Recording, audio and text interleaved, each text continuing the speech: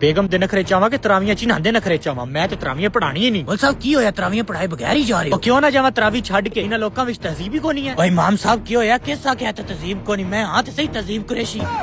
ਉਹ ਮੇਰਾ ਮਤਲਬ ਇਹਨਾਂ ਲੋਕਾਂ ਵਿੱਚ ਇਖਲਾਕ ਹੀ ਕੋਈ ਨਹੀਂ ਹੈ। ਕਿਸ ਆਖਿਆ ਸਾਡੇ ਚ ਇਖਲਾਕ ਨਹੀਂ ਹੈ? ਮੈਂ ਹਾਂ ਨਹੀਂ ਇਖਲਾਕ ਇਨਸਾਰੀ। ਉਹ ਮੇਰਾ ਮਤਲਬ ਇਸ ਮਹੱਲੇ ਦਾ ਨਿਜ਼ਾਮ ਵਿਗੜ ਗਿਆ ਹੈ। ਜ਼ੁਬਾਨ ਸੰਭਾਲ ਕੇ ਮੌਲवी साहब, ਤੁਹਾਨੂੰ ਕਿਸ ਆਖਿਆ ਮਹੱਲੇ ਦਾ ਨਿਜ਼ਾਮ ਵਿਗੜ ਗਿਆ ਹੈ? ਮੈਂ ਇਸ ਮਹੱਲੇ ਦਾ ਨਿਜ਼ਾਮ ਬੁਖਾਰੀ। ਮੈਂ ਤੁਹਾਡੇ ਵਿੱਚ 5 ਵਕਤ ਦੀ ਨਮਾਜ਼ ਪੜਦਾ ਤੇ ਤੁਸੀਂ ਆਖਦੇ ਹੋ ਨਿਜ਼ਾਮ ਵਿਗੜ ਗਿਆ ਹੈ। ਓਏ ਮੇਰੇ कहने ਦਾ ਮਤਲਬ ਹੈ ਇਸ ਮਹੱਲੇ ਦਾ ਇਸਲਾਮ ਬੜਾ ਪਿੱਛੇ ਰਹਿ ਗਿਆ। ਪਹਿਲੀ ਸਾਹਿਬ ਵਿੱਚ ਤੁਹਾਡੇ ਨਾਲ ਮੈਂ ਨਮਾਜ਼ ਪੜਦਾ, ਹੋਰ ਕਿੰਨਾ ਅੱਗੇ ਆ? ਹੋਰ ਕੀ ਤੁਹਾਡੇ ਸਿਰ ਤੇ ਚੜ ਕੇ ਨਮਾਜ਼ ਪੜਾ? ਭਾਈ ਜੀ ਤੁਸੀਂ ਕੌਣ? ਮੁਹੰਮਦ ਇਸਲਾਮ।